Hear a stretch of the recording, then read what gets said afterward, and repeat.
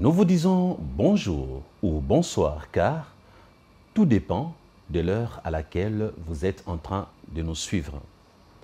Nous, c'est les serviteurs de Dieu, Christian Ben, pasteur. Pasteur n'étant pas un titre, donc la plupart des fois nous disons pasteur Christian, pasteur X, pasteur Y, mais je pense que la meilleure façon de se présenter, c'est de commencer par son nom et d'ajouter pasteur après, parce que c'est une fonction, ce n'est pas un titre. Alors, chers chrétiens, où que vous soyez en ces moments, vous qui suivez notre chaîne, je sais que vous vous êtes posé la question, mais pourquoi les pasteurs chrétiens actuellement est devenu très rare? C'est simple, actuellement je suis en Afrique. Et en Afrique, nous avons un sérieux problème d'Internet. Souffrez que je sois un peu rare, et lorsque j'ai la possibilité de revenir, je reviendrai. Je suis de retour pour la suite concernant l'enlèvement de l'Église. Vous avez aimé l'enseignement et vous avez aimé les styles parce que j'ai simplifié la compréhension. J'ai évité d'en parler comme les théologiens, comme certains serviteurs de Dieu qui parlent de l'eschatologie, qui compliquent la compréhension en évoquant des termes compliqués. J'ai vraiment simplifié, vous avez aimé. Et vous m'avez écrit par WhatsApp, ma boîte électronique, j'ai eu vos messages.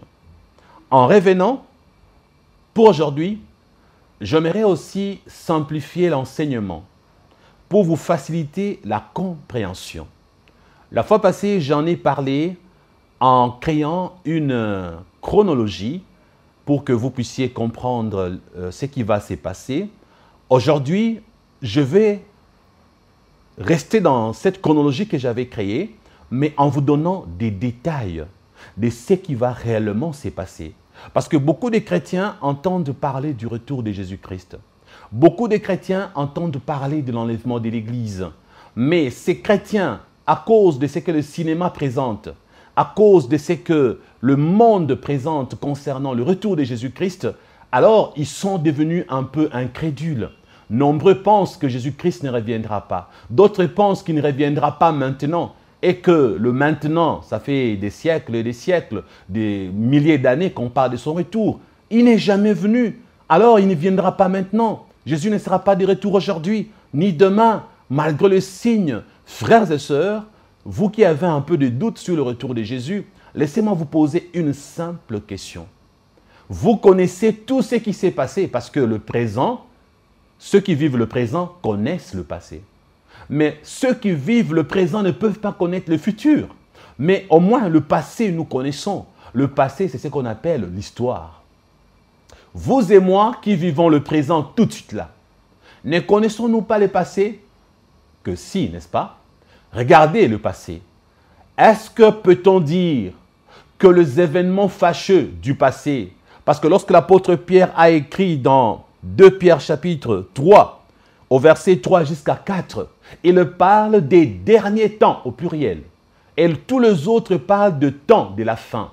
Les derniers temps étant au pluriel, ces temps ont commencé à l'époque où eux-mêmes écrivaient jusqu'à l'infini, parce que eux-mêmes ne savaient pas quand Jésus allait revenir. Eux aussi ont pensé que Jésus allait revenir peut-être dans 2 ans, dans 3 ans, dans 10 ans. Ils n'ont pas expérimenté son retour, parce que ces choses se sont écrites pour ceux qui vivront, les chrétiens qui seront enlevés de n'importe quelle époque, de n'importe quelle génération. C'est là pour dire ceci, frères et sœurs. Nous aussi, nous sommes concernés, nous, de tout de suite.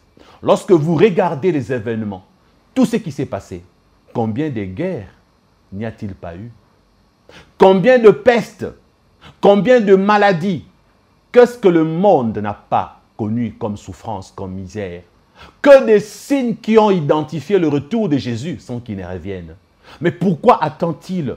Pourquoi il prend beaucoup de temps? Est-ce que cela veut dire que Jésus ne reviendra plus? Est-ce que cela veut dire que cette histoire n'est plus d'actualité? Parlons d'autre chose. Et c'est là qu'il y a des dangers. C'est là qu'il y a, je dirais, un piège. Pas piégé par Dieu, mais piégé par nous-mêmes, de penser le fait qu'il n'est jamais venu il y a 2000 ans, depuis qu'on a annoncé son retour, cela veut dire qu'il prendra encore 2000, 3000, 4000. Faites attention. Si vous regardez bien, je vais vous donner une révélation aujourd'hui, une petite révélation. Lorsque Dieu par son Fils, a prévu le retour de Jésus. Jésus a été clair que ni lui, ni les anges ne connaissent la date de son retour, à part son Père. Ok? Mais il y a une chose qui est écrite dans la Bible qui est très capitale. Pourquoi Jésus prend du temps? Pourquoi il tarde? Pourquoi il ne vient pas dans la précipitation? Pourquoi il met trop de temps avant de revenir? Lisons dans 2 Pierre chapitre 3. À partir du verset 9, l'apôtre Pierre dit ceci. « Le Seigneur ne tarde pas dans l'accomplissement de la promesse. » Virgule, c'est la première partie. L'apôtre Pierre nous rassure que Jésus-Christ ne tarde pas dans l'accomplissement de la promesse. Le retour de Jésus-Christ est une promesse. Or, elle n'est pas une promesse donnée par un homme, par un prophète. C'est une promesse divine. Le Dieu qui a promis le retour de Jésus-Christ est le même Dieu qui avait promis sa naissance. Il allait naître, il allait être persécuté, il allait être tué pour le péché de l'humanité. Vrai ou faux? Et ce Dieu-là n'a jamais menti. C'est qu'il avait dit combien de milliers d'années auparavant? Plus de 4000 ans avant, Dieu, par le prophète, avait annoncé depuis Genèse, lorsque Moïse était en train d'écrire les 5 premiers livres de la Bible, les Pentateuque, il a signalé dans Genèse 3,15 la postérité de la femme, à savoir Jésus-Christ, qui écrasera la tête du serpent, les serpents Satan, les Léviathans. Donc vous voyez, depuis Genèse, l'arrivée de Jésus-Christ était annoncée. 4000 ans après, Christ est venu. Il a été mis au monde miraculeusement par la vertu du Saint-Esprit, accouché un homme sans péché et qui a donné sa vie pour toi et moi. Ce que Dieu dit s'accomplit toujours, frères et sœurs. La première chose que j'aimerais vous dire aujourd'hui, c'est vous donner la garantie et l'assurance du retour de notre Seigneur et Sauveur Jésus-Christ. Et à chaque période, on ne parlait pas que de sa venue, mais aussi de son retour. Si la venue a eu lieu, lorsqu'il était venu naître comme un homme, et pourquoi pas son retour? C'est pourquoi l'apôtre Pierre dit, « Le Seigneur ne tarde pas dans l'accomplissement de la promesse. » Frères et sœurs, il n'est pas en train de tarder. Il revient. Alors, avant d'aller loin, j'aimerais encore vous le dire et vous le répéter.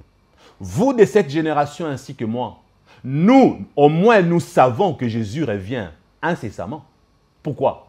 Parce que tous les signes des temps de la fin se sont accomplis.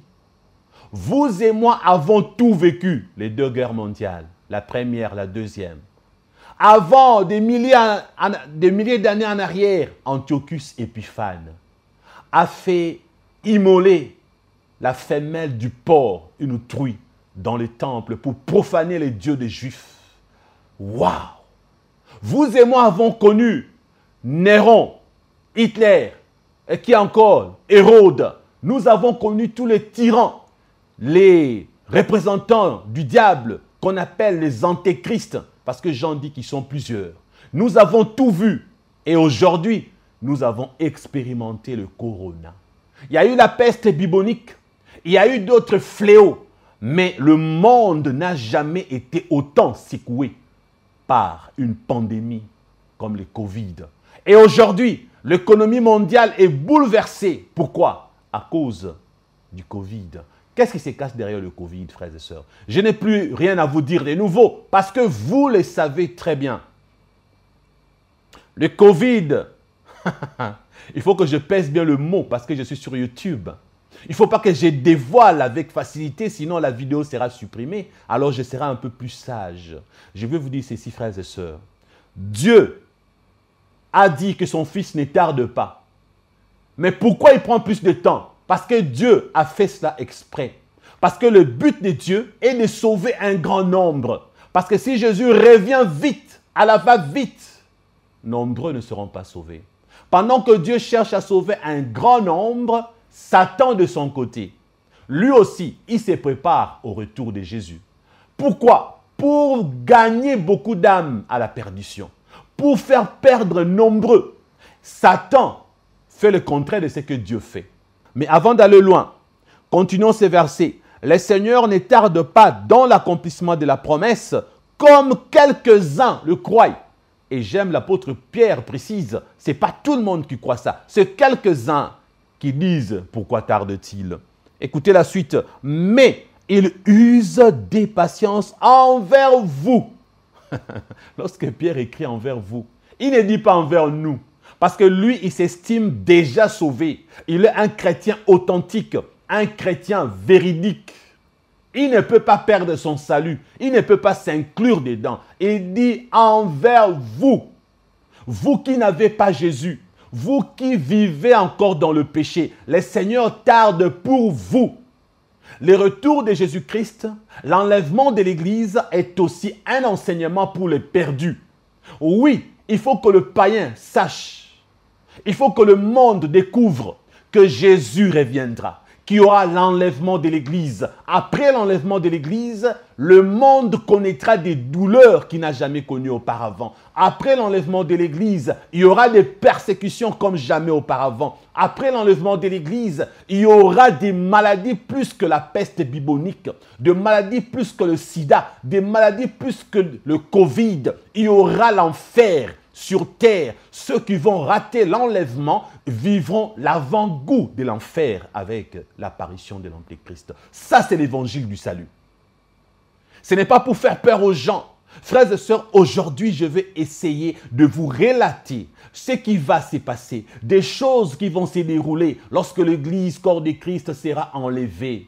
Vous qui allez rester avec moi jusqu'au bout, vous allez voir, avant d'arriver là, de décortiquer les événements fâcheux, les événements macabres, des choses qui vont se passer avant l'enlèvement lors de l'enlèvement de l'Église. Lorsque l'Église sera enlevée, je vais vous raconter ce qui va se passer. Je mettrai la Bible à côté. Je vais me contenter de vous relater juste le fait, les choses comme un historien du futur. Je vais vous donner les détails des choses et vous allez comprendre pourquoi il ne faut pas rater son enlèvement. Pourquoi il ne faut pas rater l'enlèvement de l'Église lorsque Jésus-Christ reviendra, frères et sœurs. Mais avant cela, écoutez encore. Mais il use des patiences envers vous. Pourquoi? Ne voulant pas qu'aucun périsse, mais voulant que tous arrivent à la repentance. Frères et sœurs, Jésus ne tarde pas. C'est la patience que Dieu a envers le pécheur qui donne l'impression que Christ tarde. Il ne tarde pas. L'apôtre Pierre est clair. Qu'aucun ne périsse. Dans la vision de Dieu, selon Jean 3,16, il avait envoyé son Fils afin que quiconque croit au Fils de Dieu ne périsse point, mais qu'ils aient la vie éternelle. De la même manière, pour le retour de Jésus-Christ, l'enlèvement de l'Église, Dieu veut que le 7 milliards actuel des habitants terrestres puissent être sauvés. Dieu ne veut pas qu'une seule personne se perde. C'est à cause de ça que la patience de Dieu paraît que Dieu prend du temps, Jésus ne revient pas, pourquoi il tarde? C'est la patience de Dieu qui donne l'impression que Dieu tarde, que Jésus-Christ tarde. Pourquoi ne vient-il pas? C'est la patience de Dieu. Ça, c'est la technique que Dieu a décidé. D'attendre encore un peu. Et un peu de Dieu, ça date depuis que les apôtres ont écrit. 2000 ans passés. La Bible dit, Dieu prend un jour pour 1000 ans. Et le verset est affiché sur votre petit écran. 1000 ans, c'est comme un jour devant notre Dieu. Alors si, depuis que la Bible, les apôtres ont annoncé le retour de Jésus, nous avons aujourd'hui l'année 2021, cela veut dire que ça date de 2021 en arrière.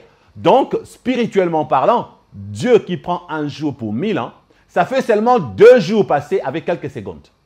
Donc, dans l'horloge de Dieu, ça fait 2 jours passés avec quelques secondes depuis que la Bible, par le Saint-Esprit, a annoncé que Jésus reviendra. Alors, frères et sœurs, en lisant le passage qui est affiché devant votre petit écran, Dieu prend un jour pour 1000 ans.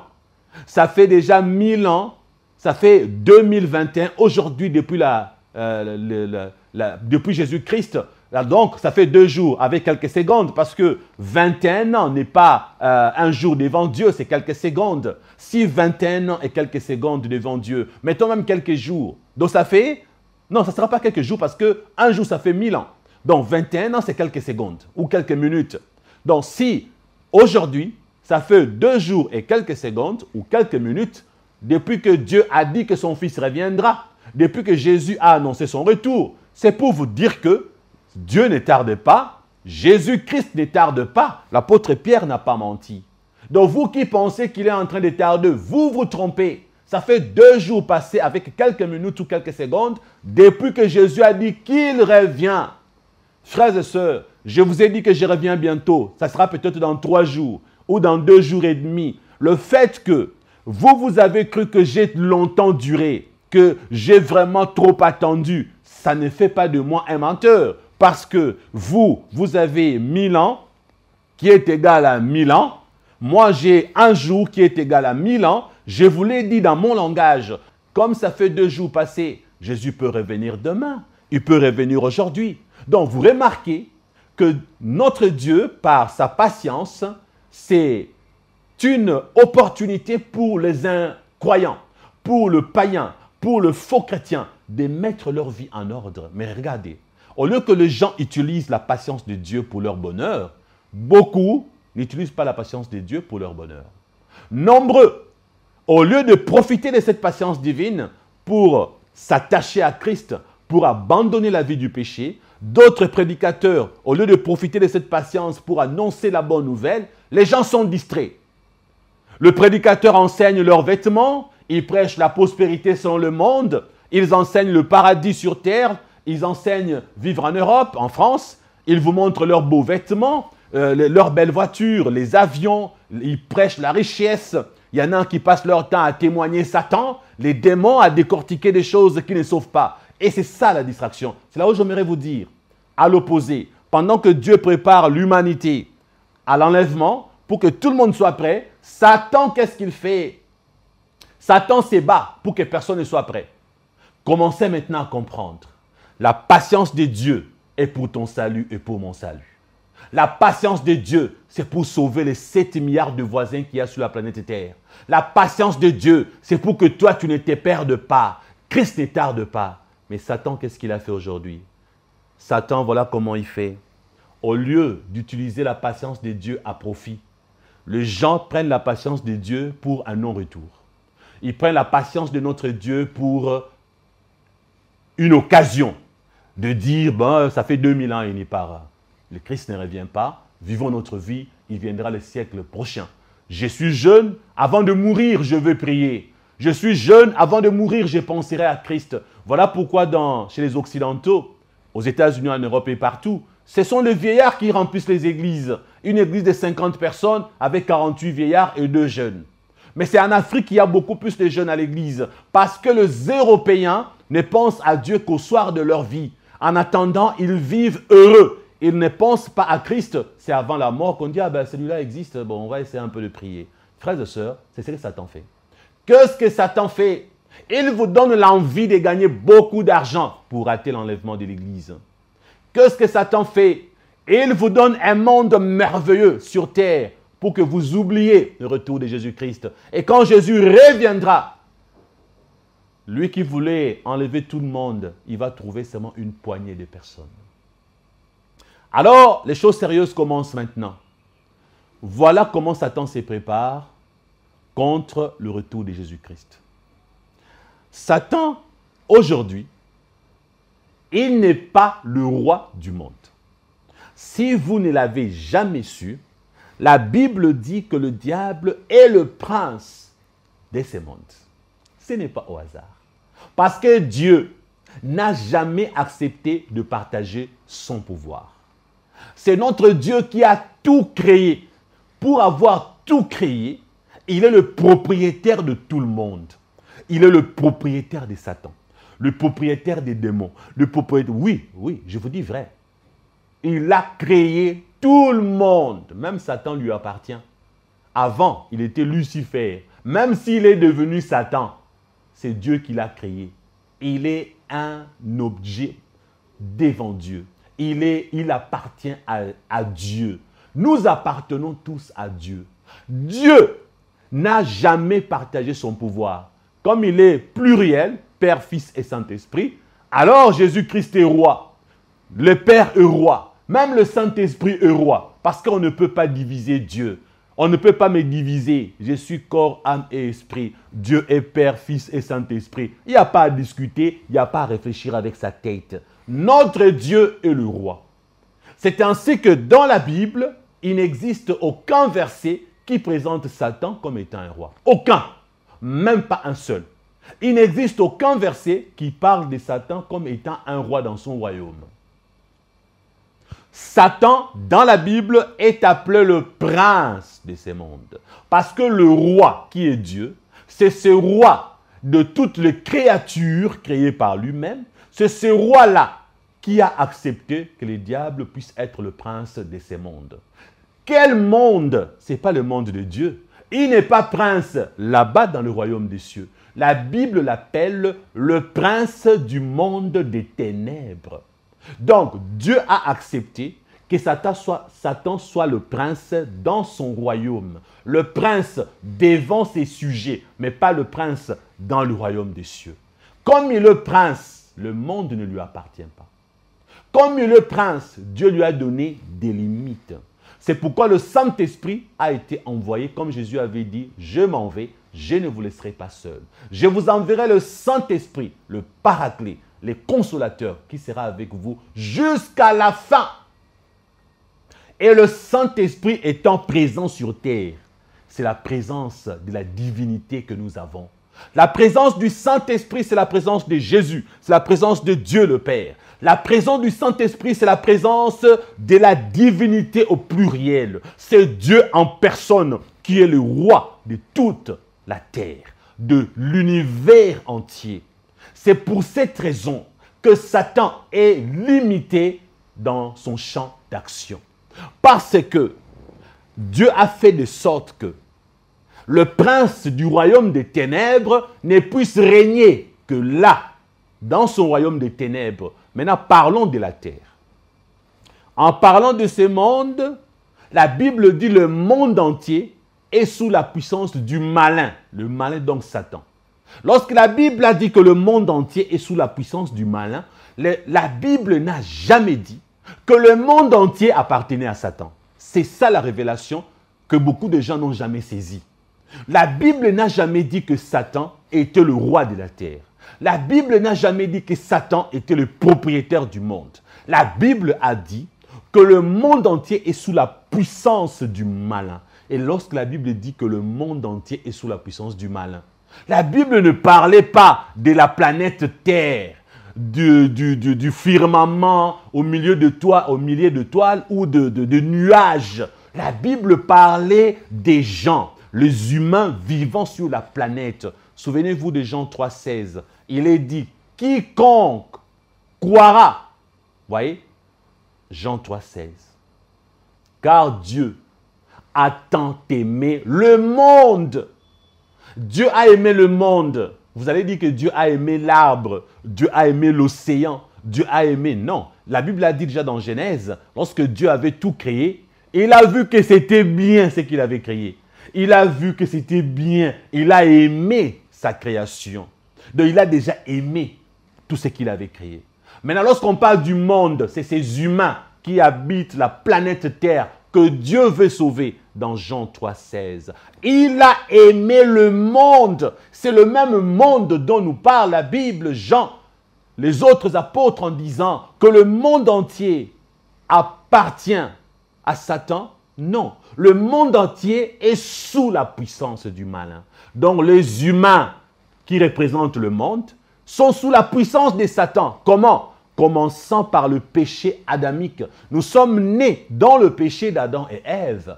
Comme nous sommes nés dans le péché d'Adam et Ève, le diable est notre maître parce que nous sommes nés dans le péché. Nous sommes esclaves du péché. Satan à qui nous avons appartenu autrefois. Jésus est venu nous arracher de ses bras, nous sortir du monde. Lorsque tu deviens chrétien, tu n'appartiens plus à ces systèmes, à cet ensemble des humains qu'on appelle le monde. Parce que Jésus t'enlève du monde. Tu n'appartiens plus au monde. Jésus te libère du monde. Frères et sœurs, en ces moments-là, le monde entier est sous la puissance du malin. Il ne s'agit pas de l'arbre, parce que le péché a tout détruit. Aujourd'hui, c'est le sang de Jésus qui régénère le chrétien, qui nous justifie. Le sang de Jésus ne sauve pas l'arbre, ne sauve pas le ciel. Voilà pourquoi la Bible dit que tout ceci passera et il y aura de nouveaux cieux. Alors, je reviens pour vous dire ceci. Le monde qui est malade, le pandémie, le cyclisme, le cataclysme, c'est à cause du péché d'Adam et Ève. Ce n'est pas un nouveau péché qui vient détruire la planète. Donc, lorsqu'on dit le monde entier, on parle de ces humains que Satan a mis la main dessus, a mis les grappins dessus. Si le monde est déjà malade en soi, c'est depuis Adam et Ève. Mais les humains, c'est d'eux dont Satan a besoin. Satan n'a pas besoin de détruire les arbres, il a besoin de détruire les hommes. Alors, comme le monde entier est sous la puissance du malin, le monde n'appartient pas à Satan. Il est prince, non pas de ce monde, prince du royaume des ténèbres ou du monde des ténèbres. Ok? Alors, comme le royaume des ténèbres est représenté sur terre par les satanistes, alors on peut dire que Satan fait une importation. Il importe le monde des ténèbres sur terre pour que le ténèbre règne en maître. C'est ainsi que l'ennemi est en train de lutter contre le retour de Jésus. Il veut empêcher Dieu de sauver toute l'humanité comme Dieu a prévu. Il veut que la patience de Dieu échoue, qu'un grand nombre ne soit pas sauvé. Alors il prend le monde des ténèbres, son monde à lui. Il l'importe vers la terre. Il obscurcit le monde des humains. C'est ce qui se passe aujourd'hui. Nous avons l'importation du monde des ténèbres dans notre monde réel. Et qu'est-ce que Satan fait? Le peu de champ, d'action que Dieu lui laisse, il en profite au maximum. Si le Saint-Esprit n'était pas là, frères et sœurs, tu allais être chez toi à la maison, tu te réveilles, un démon entre, il se matérialise, il te dit « Bonjour, je suis venu te tuer ». Si le Saint-Esprit n'était pas là, aucun chrétien ne pouvait manger, ni acheter, ni vivre. Si le Saint-Esprit n'était pas là, les gens allaient pécher et mourir au même moment. Frères et sœurs, c'est que Satan réserve à l'humanité. C'est quelque chose qui n'a jamais eu lieu avant. C'est que Satan réserve à l'humanité après l'enlèvement de l'Église. C'est innommable et c'est indicible. Ce que Satan réserve au monde après l'enlèvement de l'Église ne peut pas être bien imaginé par les scénaristes d'Hollywood. Voilà pourquoi, quand vous lisez Apocalypse, les choses que vous lisez dans Apocalypse, les malheurs qui vont s'abattre sur terre, lorsque vous les lisez, vous dites c'est inimaginable. Ça ne peut pas arriver. Comment des choses pareilles peuvent-elles arriver? Vous dites non, mais franchement la Bible, est-ce que tu ne mens pas? Attends un peu Jean, est-ce que tu n'exagères pas? Alors, ceux qui vont rater l'enlèvement de l'Église, frères et sœurs, ils regretteront d'avoir raté l'enlèvement de l'Église. Je vais prendre quelques versets de la Bible qui nous racontent l'enlèvement de l'Église. Quelques versets de la Bible qui donnent des détails sur ce qui va se passer lors du retour de Jésus-Christ. La parousie dont j'ai parlé à la première séance. Qu'est-ce qui va se passer lorsque l'Église sera enlevée lors de la première phase du retour de notre Seigneur et Sauveur Jésus-Christ, appelé en grec parousia? Parce que la deuxième phase, lorsque tout œil le verra, s'appelle épiphanéa ou épiphanie. J'en ai parlé à la première séance. Dans 1 Thessaloniciens, chapitre 4, verset 16, nous lisons ceci. Car le Seigneur lui-même, personne d'autre, le Seigneur Jésus-Christ lui-même a un signal donné. C'est lui qui donnera le signal. À la voix d'un archange, il demandera à un archange de le faire. Et au son de la trompette de Dieu, lui, Jésus, descendra du ciel. Qu'est-ce qui va se passer? Et les morts en Christ ressusciteront premièrement. Lorsque Jésus donnera le signal, au son de la trompette, il descendra du ciel. Et la Bible dit que les morts en Christ ressusciteront le premier. Vous entendez? Et lorsque nous lisons le verset 17, la Bible dit, ensuite, nous, les vivants, parce que vous et moi, nous sommes encore en vie, qui seront restés? Nous serons tous ensemble enlevés avec eux sur des nuées, à la rencontre du Seigneur dans les airs, et ainsi nous serons toujours avec lui. C'est ainsi qu'ici, ce n'est pas un Jésus qui est revenu sur terre pour que tout le monde puisse le voir. Ce n'est pas un Jésus qui est là, on annonce, on l'a vu aux États-Unis, on l'a filmé au Canada. Il sera invisible face au monde entier. Ne le verront que deux catégories de personnes. La première catégorie, le mort en Christ. Ils vont revenir à la vie. Et comme ils reviennent à la vie, ils vont voir Jésus. Là, dans les nuées. Là, au-dessus, dans les ciels là. Dans le nuée, comme la Bible le dit précisément. Donc, ça ne sera pas visiblement. Comme ce sont de morts en Christ qui ressuscitent le premier, en ressuscitant le premier, écoutez-moi bien, pourquoi la Bible dit le premier? Parce que nous, les vivants, nous n'allons pas les dévancer. Nous n'irons pas avant eux. Eux, ils commencent à revenir d'abord à la vie. Maintenant, la Bible dit qu'en un clin d'œil, vous connaissez un clin d'œil, n'est-ce pas? Donc, à peine quand tu fais... Donc, tu ne vois pas... Quand quelqu'un fait un clin d'œil, on ne le voit pas faire un clin d'œil. On constate qu'après que le clin d'œil ait déjà été fait, maintenant, c'est au ralenti avec une caméra qu'on peut voir un clin d'œil. Ça veut dire que la seconde, elle est plus longue. C'est vraiment une petite tierce, les clins d'œil. Donc, le changement, c'est à peine là, pour que vous puissiez comprendre, frères et sœurs, j'aimerais aujourd'hui m'attarder un peu là-dessus. Quand on dit en un clin d'œil, ça veut dire ceci. Je suis en train de vous prêcher là sur YouTube, là. Alors, vous ne comprendrez pas. Pouf, j'ai disparu. Je ne suis plus là. Vous regardez, mais où est-il? La vidéo continue, mais le pasteur Christian n'est plus là. Parce que quand ça arrive, vous n'avez pas le temps de constater. C'est ça le clin d'œil. Vous n'avez pas le temps de voir. Vous ne comprenez pas comment ça s'est passé. Il y en a même qui vont se dire, non, non, quand il était en train de se déplacer, moi j'étais distrait. Vous allez croire que non, il n'y a pas eu enlèvement en fait. Le pasteur Christian était en train de prêcher, sûrement il s'est déplacé, mais c'est moi qui étais distrait. Alors, il y a des gens qui sont ensemble dans un grand salon, pouf, quelqu'un vient de disparaître, on dit, ah, non, c'est sûr qu'il était sorti, hein? On ne l'a pas vu partir. Mais, à un certain moment, malgré que ça sera en un clin d'œil, ça va quand même se constater. Parce que ça sera quelque chose qui va bouleverser l'humanité. Vous savez pourquoi ça va se constater? Regardez, dans une maison, la femme est dans la chambre, toi tu es au salon, il y a eu un enlèvement, bon, elle est partie, toi tu es resté, tu n'as rien constaté. Ben, tu ne diras pas aux gens, ma femme a disparu, hein, parce que tu diras, elle est sortie. Mais que dire de cet avion où le pilote et le copilote sont des chrétiens? En un clin d'œil, pouf, ils ne sont plus dans l'avion. Tout de suite. Et personne n'est au courant parce que les pilotes et les copilotes, ils s'enferment. Hein. Ils ne sont pas avec les hôtesses de l'air, là, dans la cabine de pilotage. Il n'y a que le pilote et le copilote. Les hôtesses de l'air et les passagers sont de l'autre côté. Et subitement, le pilote et le copilote sont enlevés, disparus.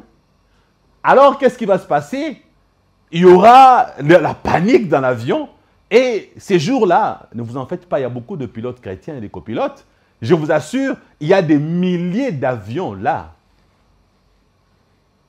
Sur le globe terrestre, cliquez sur YouTube ou sur Google, vous allez découvrir qu'il y a, j'ai dit, des centaines de milliers d'avions dans le ciel. Réduisons même à des dizaines de milliers. Alors, s'il y a même 100 seulement, 100 appareils. Parce que, vous savez, les crashs d'avions, ce n'est pas courant. C'est peut-être une fois les 3 ans, mettons même une fois par an si on veut. Ce n'est pas courant. Mais ces jours-là, en une journée, en moins de 10 minutes, il y aura plus de 100 avions qui vont tomber du ciel. Ça, vous n'avez jamais pensé à ça, n'est-ce pas? Ces jours-là, il y aura plus de 100 avions. C'est peu. Des milliers d'avions qui tomberont du ciel ce jour-là, le jour de l'enlèvement. Il y aura des crashs d'avions ici et là, en Afrique, aux États-Unis, partout dans le monde. Frères et sœurs, quand on parle de l'enlèvement de l'Église, On ne vous donne pas beaucoup de détails. Je m'attarderai là-dessus aujourd'hui. Aujourd'hui, mon but est de vous donner trop de détails sur ce qui va se passer le jour de l'enlèvement.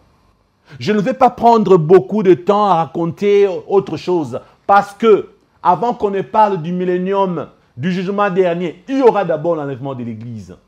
Le tout commence par l'enlèvement de l'Église, la résurrection de mort. Ceux qui vont rester vont vivre l'enfer.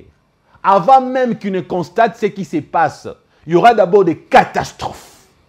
Et je vais passer un peu mon temps à vous énumérer des choses qui vont se passer. Maintenant, réfléchissez. Plus de 1000 avions commencent à tomber ça et là, des crashs d'avions. N'est-ce pas que ceux qui étaient dans ces avions-là, pourquoi vont-ils mourir? Parce que ce sont des gens qui sont restés. Parmi les gens qui vont rester là dans les avions, il y a des païens, des satanistes, des occultistes, même des chrétiens qui n'étaient pas prêts. Des chrétiens qui savaient que Jésus reviendra, mais qui vivaient dans le péché. Et malheureusement pour eux, ils vont mourir les jours de l'enlèvement de l'Église. Parce qu'ils n'étaient pas prêts. Les avions vont tomber. Ils vont mourir. Ce sont ces soi-disant chrétiens qui vont rester, qui n'auront même pas le temps d'être le martyr. Il y en a qui se disent, moi je vais rater l'enlèvement parce que de toutes les façons, je vais me battre. La Bible nous a déjà dit qu'il y aura la marque de la bête, il y aura les 666. Je suis déjà au courant, même si je ne suis pas enlevé, je me battrai corps et âme. Il y a de ces chrétiens qui pensent que rater l'enlèvement n'est pas grave. Je vais me battre, moi l'antéchrist là, je vais refuser. D'ailleurs, je viens de refuser la vaccination de Covid. Je suis là, je vis, je refuserai. Ma soeur, tu seras dans l'avion, peut-être, tu n'auras pas le temps. Tu n'auras même pas le temps de refuser la marque de la bête parce que c'est le jour de ta mort, le jour de l'enlèvement de l'Église. Regardez, le tour de contrôle. Puisque vous dites, pasteur Christian, bon, quand vous dites qu'il y aura 1000 avions qui vont tomber du ciel, oui, mais moi je serai dans un avion où le pilote ne sera pas un chrétien. Le pilote ne sera pas enlevé, le copilote non plus. Moi, dans mon avion à moi, le pilote c'est un païen, le copilote c'est un païen. Mon avion va atterrir et en atterrissant, j'aurai tout mon temps de me repentir pour être sauvé. Alors, j'aimerais te dire une chose. Que penses-tu de tour de contrôle? Les spécialistes du tour de contrôle, là, c'est lui qui dit à l'avion X et à l'avion Y pour qu'il n'y ait pas collision là, hein, dans les airs. Qui donne les itinéraires, le programme, fait ceci, tout ça, tout ça. Vous connaissez toutes ces choses-là mieux que moi. C'est un chrétien, son voisin, son assistant, des chrétiens, pouf, ils ont disparu. Pouf, ils ne sont plus là. Frères et sœurs, il est temps de les remplacer. Qu'on trouve les remplaçants pour faire le même boulot. Qui prennent le temps d'indiquer les avions pour éviter les collisions. Le temps là que les autres sont aussi, imaginez, ils étaient ensemble avec les autres à côté, vous savez, là-dedans, dans les tours de contrôle, peut-être qu'il y a 44 personnes, ou 7, ou 8, ou 20, même si vous voulez.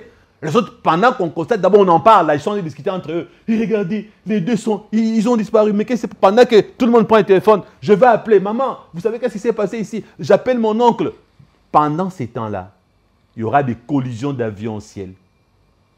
Il y aura des collisions d'avions au ciel. Collision! L'avion X avec l'avion Y, brrr, collision, crash.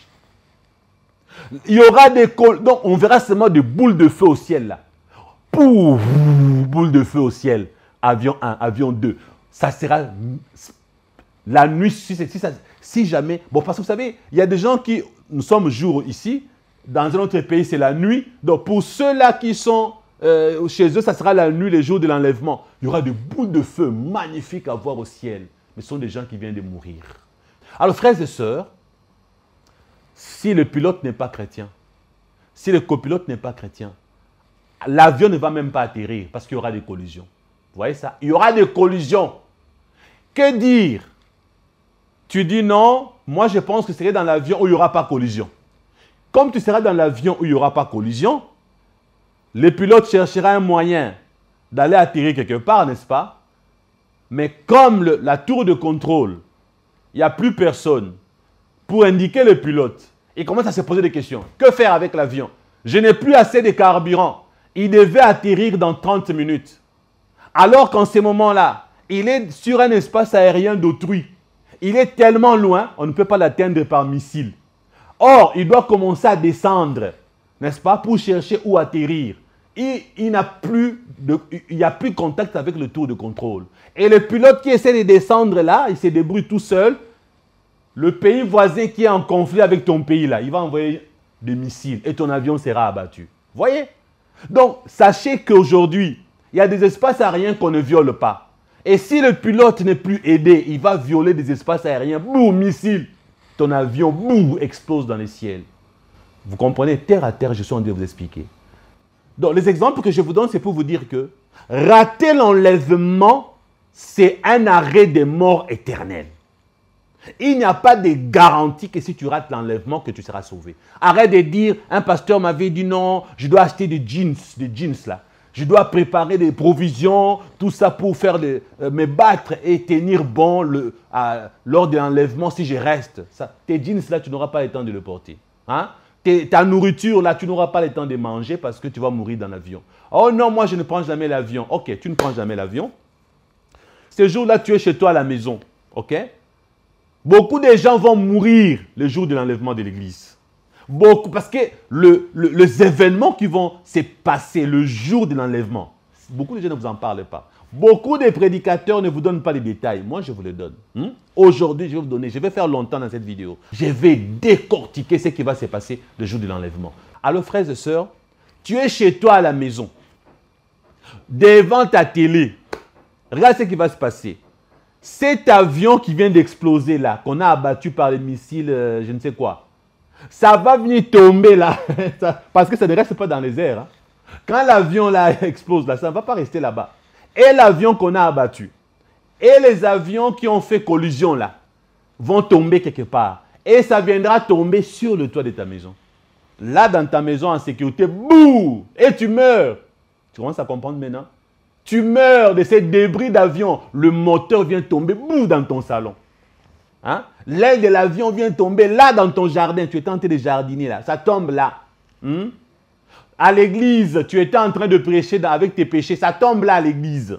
Et quand ça tombe comme ça crée l'incendie. Et toi, tu dis non, non, moi l'avion ne tombera pas dans ma maison. Tu es juste voisin de là où l'avion est tombé. L'incendie va te tuer parce que tu dormais. Quand tu te réveilles, il y a le feu à gauche, à droite, en haut et en bas. Tu vas griller vif là dans ta chambre. Voilà ce qui va se passer. Vous savez, les réalisateurs d'Hollywood, s'ils veulent être bénis, qu'ils tournent un film avec ce que je suis en train de vous dire. Qu'ils mettent un film qui va démontrer ce qui va se passer le jour de l'enlèvement de l'église. Et là, vous allez comprendre ce que je vous raconte. L'avion tombe ici, toi tu es là-bas. Le feu, c'est l'incendie qui va te tuer. Ce n'est pas encore fini. Non, moi je serai malade ce jour-là, je serai hospitalisé. À ton hôpital, là, l'avion part tomber là-bas, à l'hôpital. Voyez? Maintenant, frères et sœurs, laissons maintenant tomber les avions. Il n'y a pas que les avions ce jour-là.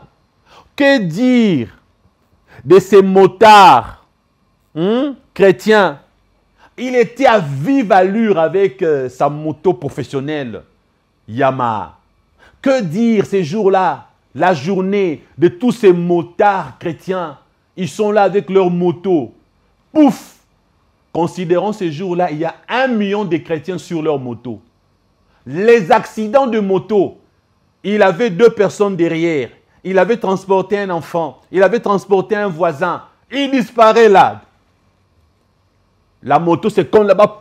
Toi, tu dis, moi, je ne mourrai pas. Le jour-là, tu seras sur une moto. Le conducteur, c'est un chrétien. Tu meurs. Ici, en Afrique, aujourd'hui, nous avons le moto-taxi. Imagine-toi, ces jours-là, tu n'es pas prêt devant moto-taxi. Et surtout, c'est le moment où il était en train de dépasser une remorque. Un gros camion, il disparaît.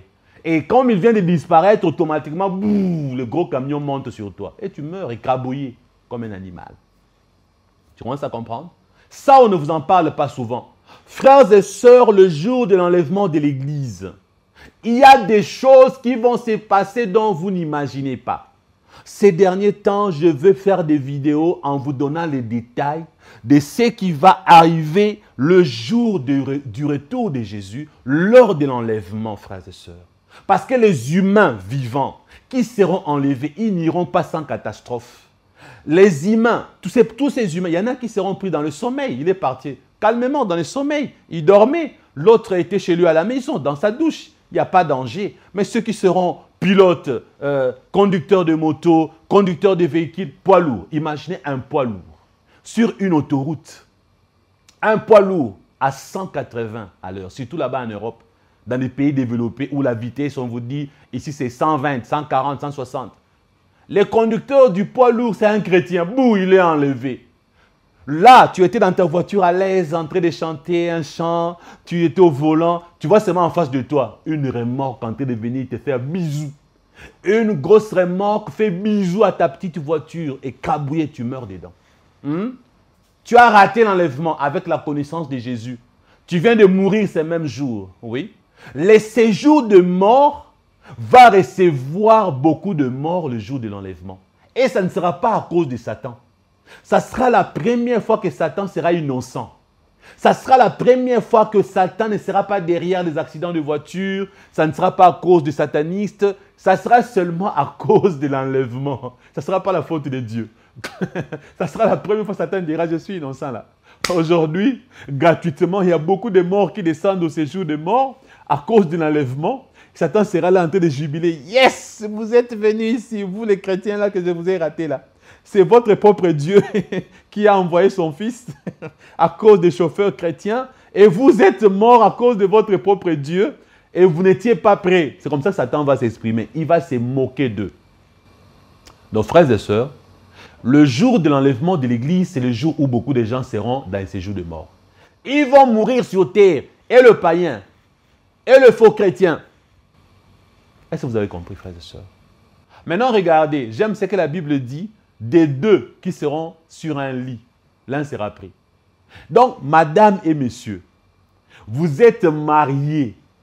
Toi, monsieur, tu trompes ta femme. Hein? Ou toi, la femme, tu trompes ton mari. Tu vis dans le péché. Il ne le sait pas. Pendant que vous êtes en train de faire vos rapports sexuels là, tu remarques seulement, pouf, il n'est plus là. Oh, je suis seul. Maintenant, comment tu auras ton orgasme? Mais c'est moi le moment où moi, mon orgasme est tenté d'arriver, il s'en va. Et puis tu t'es nommé, il est parti quand? Comme tu avais les yeux fermés là, avec tous les plaisirs, là, tu ne sauras même pas qu'il y a eu un enlèvement. Hein. Tu vas dire, il a fui. Ah, il est méchant. Mais j'allais atteindre mon orgasme, mais comment il me quitte? C'est le moment où j'ai là. Mais il est parti où, ce monsieur? Il est méchant. Tu ne sauras pas qu'il y a eu un enlèvement. Parce que tu avais les yeux fermés. Mais celle qui... Mon mari a été enlevé, je suis resté. Parce que celle-là avait les yeux ouverts. Mais pour avoir le bon plaisir, là, il semble que pendant les rapports sexuels, tout le monde ferme les yeux. Hein? Mais il y a quelques exceptions. Sur les lits, la Bible dit, des deux qui seront sur un même lit. Parlons d'abord de mariés. Hein? Alors, messieurs, tu étais là, tu étais prêt à voir... hein? Ne vous en faites pas, hein, je suis pudique, hein, ne vous inquiétez pas, je suis pudique. Tu t'apprêtais là à avoir ta jouissance là, pouf, comme tu étais au-dessus, la femme était en bas, tu sens, tu tombes, oh. Parce que quand tu es au-dessus, non, comme elle vient de disparaître là, tu tombes, non, oh, boum, tu ouvres les yeux. Mais tu es où? Tu regardes comme ça, tu es en train de bisouter ta femme, et puis à un moment, pouf, tu te retrouves avec les draps. Oh, tu vois, là, comment on appelle ça, hein? Les coussins là, tu te retrouves là, oh, mais chérie, tu es où? Avec des draps dans la bouche, ou le coussin, je ne sais pas quoi, parce qu'elle est partie, toi tu étais au-dessus. Ah, comme ça, ma femme a été enlevée. Et c'était seulement au moment où tu allais vraiment jouir là, et la jouissance là, pif, privé. Là, ça va. Les deux qui seront sur un même lit, un sera enlevé. Hein? Pendant les rapports sexuels, l'un partira, toi tu vas rester. Et maintenant, si vous étiez vous deux de chrétiens, là, ça ne sera pas l'un, ce sera vous deux. Je vous imagine nu là sur votre lit, maintenant vous êtes enlevé dans cette position. Oh, c'est merveilleux. Vous n'avez jamais pensé à ça. Hein? Vous n'avez jamais pensé à ça. Alors, les mariés, faites beaucoup les rapports sexuels. Faites ça de temps en temps, le plus souvent, pour que le jour de l'enlèvement, comme vous êtes là, nus là, ensemble là, vous soyez enlevés dans cette position-là. Et comme on sait, peut-être que Dieu vous fera grâce. Vous êtes enlevé dessus, comme ça là, et vous êtes transformé au même moment avec le corps de gloire, et vous vous retrouvez dans cette position-là au ciel là-bas. Bon, ça c'est pour rire un peu. Mais si jamais c'est comme ça, c'est merveilleux, vous arrivez au ciel, mais vous ne serez pas toutes nues, hein, soyez-en sûrs. vous ne serez pas tout nu. Dieu va s'arranger à ce que vous soyez bien habillés. Une fois là-bas, enlevé pour que vous n'ayez pas honte devant les autres enlevés. Ah, mais vous, là, vous étiez enlevé dans cette position-là. Vous comprenez? Donc, frères et sœurs, que dire maintenant? Voilà, autre chose. Il y en a qui disent, bon, moi, je pense que le jour de l'enlèvement, il y a des endroits où on ne constatera pas les enlèvements. Vous me trompez? Oui, il y en a qui disent, non. Le jour de l'enlèvement, il y en a qui ne vont pas expérimenter l'enlèvement des chrétiens. Parce qu'il y a des endroits où les chrétiens ne sont pas là. Alors, on constatera l'enlèvement facilement à l'intérieur d'une église, au travail parce qu'il y a des chrétiens, dans le métro parce qu'il y a des chrétiens, oui. Mais il y a des endroits où on ne constatera pas l'enlèvement parce que, tel que la boîte de nuit, l'hôtel, il n'y aura pas d'enlèvement dans la boîte de nuit, voilà. Mais vous vous trompez. Il n'y aura pas d'enlèvement dans une église de Satan, vous vous trompez. Je vous annonce, au jour de l'enlèvement, il y aura des enlèvements dans tous les endroits qui existent sur terre, sans exception. Je pèse bien le mot. Sans exception, il y aura un enlèvement dans chaque endroit. Donc, métro, hôtel, boîte de nuit, même chez Satan là-bas, dans l'église de Satan, là, il y aura un enlèvement là-bas. L'église de Satan, il y aura des gens qui seront enlevés. Il y aura des gens qui sont enlevés chez le Mormon. Il y a des gens qui seront... Ah, pasteur Christian, il y en a qui veulent zapper. Ne zappez pas, soyez calme. Attendez comprendre, d'accord? Ne zappez pas. Je répète. Il y aura quelqu'un qui sera enlevé là-bas chez les catholiques, chez les Mormons, chez les musulmans. Oui, il y aura quelqu'un... Je répète, je suis en train de tarder là pour faire... Ne zappez pas. Oh, les fruits de l'esprit. Il y a la patience dans les fruits de l'esprit. Ma soeur, calme-toi. Calmez-vous. Attendez la suite, non, s'il vous plaît. Ne zappez pas la vidéo, attendez la suite, ok? Donc, il y aura des enlevés. Maintenant, écoutez les détails pour que vous puissiez comprendre si j'ai tort ou raison. Là, à l'hôtel, il y aura 2 personnes dans une chambre d'hôtel. Ils étaient en train de faire des rapports sexuels à l'hôtel. Les 2 sont arrivés. Ils ont vu le barman, ils ont vu je ne sais qui, ils ont payé à la réception, on leur a donné la clé. Ils sont venus à l'hôtel pour les rapports sexuels. Suivez-moi bien. Ils sont venus pour les rapports sexuels, ils ont payé la chambre, ils sont entrés dans la chambre d'hôtel pour faire les rapports sexuels. Et ça tombe le jour de l'enlèvement. Et puis, pouf! Les 2 sont enlevés. Le lit est resté vide. Là, c'est bon, non? On va seulement constater que les 2 qui étaient entrés là-bas dans la chambre, personne n'est sorti. Ah, il y en a qui sont fâchés. Ils sont en train de vouloir me taper. Ils se disent, parce que quelqu'un que tu nous racontes, ils ont payé pour aller faire les rapports sexuels et puis ils sont enlevés. Pasteur Christian, il est devenu sataniste. Aujourd'hui, je vais vous apprendre la patience. Aujourd'hui, vous allez mettre votre patience en pratique. Le fruit de l'esprit, il y a aussi la patience dedans. Aujourd'hui, je vous apprendrai la patience. Patientez, continuez d'écouter. Si vous zappez, c'est votre affaire. La suite est intéressante. Ils étaient en train de faire le rapport sexuel et ils sont enlevés. Il y a maintenant 2 autres, par exemple, à l'hôtel. Ils étaient en train de faire des rapports sexuels, ils étaient à 2. Et subitement, on entend seulement que la femme qui était en train avec les messieurs, ils étaient à 2, non? Parce que quand vous arrivez à l'hôtel, là, ceux de l'hôtel ne posent pas de questions. Ceux qui vous reçoivent à l'hôtel, là, ce n'est pas leur affaire. Tu es ministre, gouverneur, ambassadeur, tu es célibataire, tu es je ne sais qui, ils s'en foutent. Donc, même si vous êtes cousin, cousine, vous venez à l'hôtel, vous payez. Donc, eux, ils s'en foutent. Alors, ils vont seulement constater subitement, boum! La femme qui quitte là-bas la chambre, mon mari a disparu, mon mari a disparu. Mais qu'est-ce qui se passe? J'étais en train là, et puis comme c'est l'émotion, elle va sortir toute nue, sans s'en rendre compte là. Madame, cachez un peu vos choses là, madame, vous êtes... excusez-moi, oui, au fait, j'étais là avec lui, les messieurs, j'étais en train de faire avec lui, subitement il a disparu. Je ne comprends pas qu'est-ce qui se passe, tout ça. C'est l'enlèvement. À l'hôtel. Maintenant, comme vous avez été patient, je vais être gentil avec vous. OK? Je vais être gentil avec vous. Avant d'être gentil avec vous, il y aura même un endroit où il y avait viol. Là, au moment du viol là, pendant qu'on était en train de faire le viol là, quelqu'un est enlevé. Oui, durant le viol, quelqu'un est enlevé. Maintenant, je vais être gentil. Pourquoi un homme et une femme qui avaient payé une chambre d'hôtel pour faire le rapport sexuel, au jour de l'enlèvement, les deux sont enlevés? Comme vous avez été patient, je vais vous expliquer.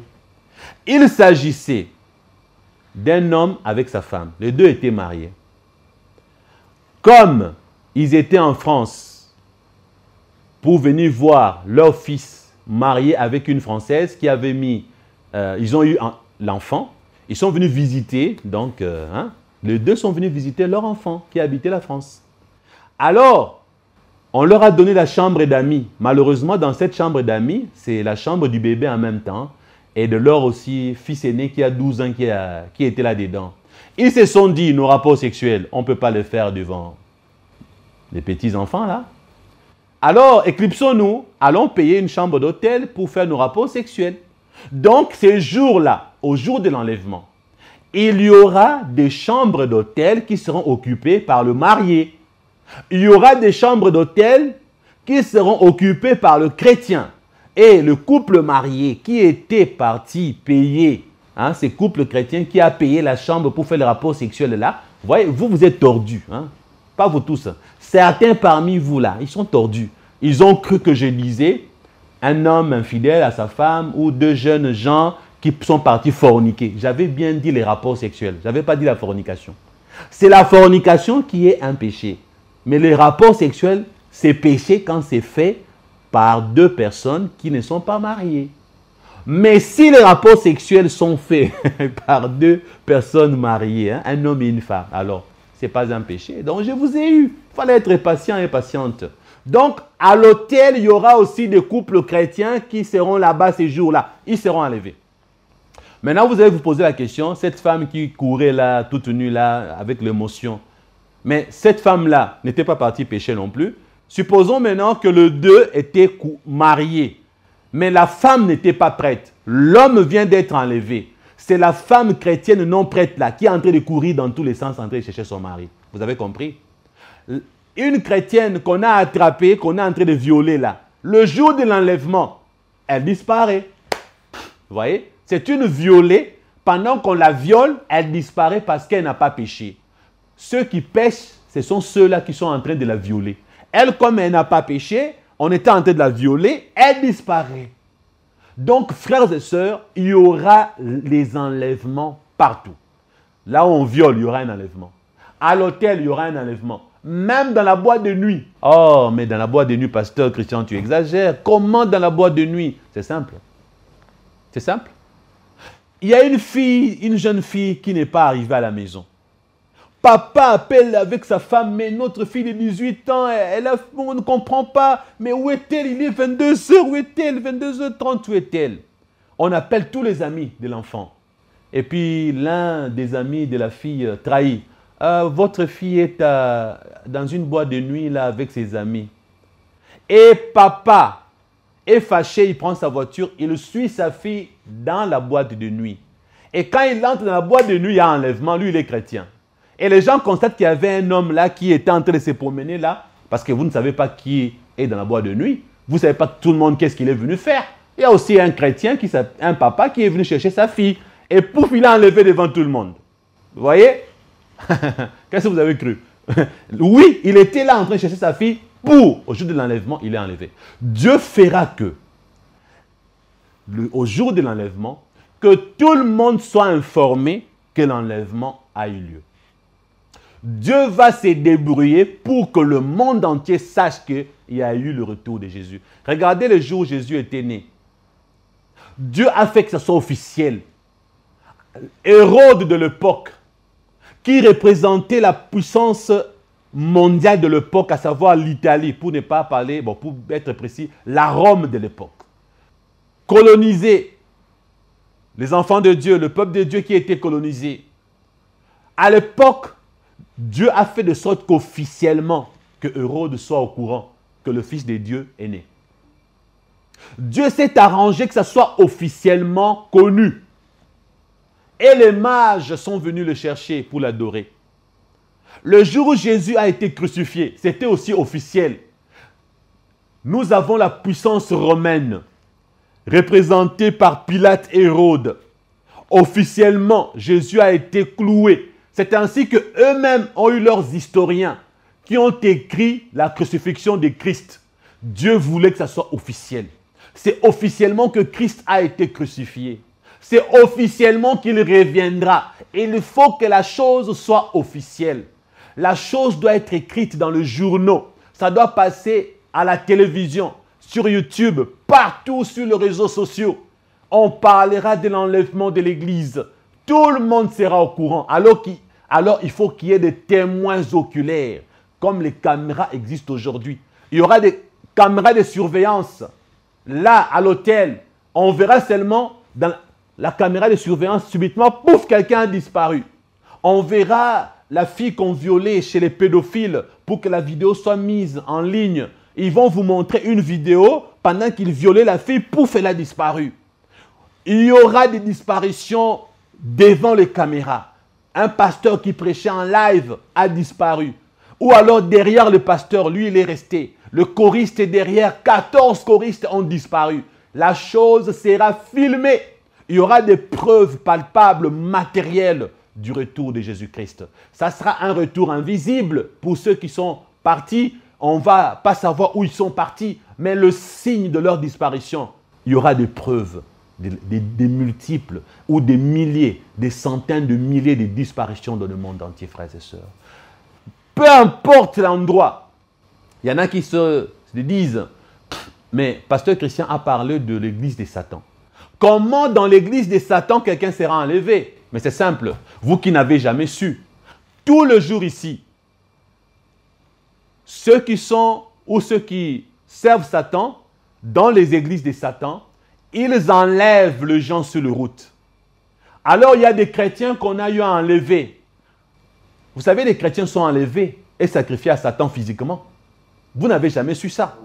Les chrétiens sont enlevés pour être sacrifiés à Satan, on se moque d'eux. On a enlevé quelques chrétiens ce jour-là. On leur a dit, vous serez immolés, vous allez voir. Là, à l'intérieur de l'église de Satan, nous avons un endroit réservé rien que pour vous immoler là-bas. Et ces jours-là, on les introduit. Pendant qu'ils font leurs invocations à Satan pour tuer le chrétien, les égorger dans leurs hôtels, là, dans les églises de Satan, c'est ces jours-là qu'il y a un enlèvement. Pouf, ils disparaissent. Même les serviteurs de Satan, le prêtre de Satan, le gourou de Satan, les satanistes qui auront les chrétiens qu'ils ont enlevés pour décapiter, ils seront au courant. Ils seront informés qu'il y a eu un enlèvement de l'église. Pouf! Ils disparaissent. Plus personne n'a sacrifié à Satan. Vous comprenez? Donc, je ne disais pas qu'il y aura un sataniste qui sera enlevé. Non, c'est un chrétien enlevé qu'on voulait immoler ces jours-là. Ah, mais pasteur Christian, vous avez parlé aussi chez les catholiques. Ben oui. On a invité, vous savez, il y a des chrétiens, des églises où pasteur et papa est catholique. Quand papa est catholique, ou alors nous prenons, pour faire mieux, prenons papa est mormon, papa est rosicrucien, papa est franc-maçon, papa est je ne sais quoi. Le jour-là, il a imposé aux membres de sa famille, ses enfants, ses petits-enfants, aujourd'hui que vous le vouliez ou pas, vous m'accompagnez chez moi, à l'église là-bas, dans les temples de Mormons, dans les temples de Bouddha, je ne sais quoi. On vous a forcé. Vous savez, j'étais en Inde. Il y a des parents qui sont, on les appelle de hindous. Il y a des enfants qui ont donné leur vie à Christ, ils sont devenus chrétiens. Mais papa a fait pression avec le couteau, avec une arme à feu. Aujourd'hui, tu vas venir dans le temple là-bas. Alors, si on se retrouve au jour de l'enlèvement, tous ces chrétiens qu'on a amenés de force au temple, à l'église, chez les Mormons, chez les Écancars, je ne sais où. C'est simple. Il est parti là-bas, pas pour adorer Marie. Il est parti là-bas parce qu'on l'a forcé. Peut-être même il était dans un sac.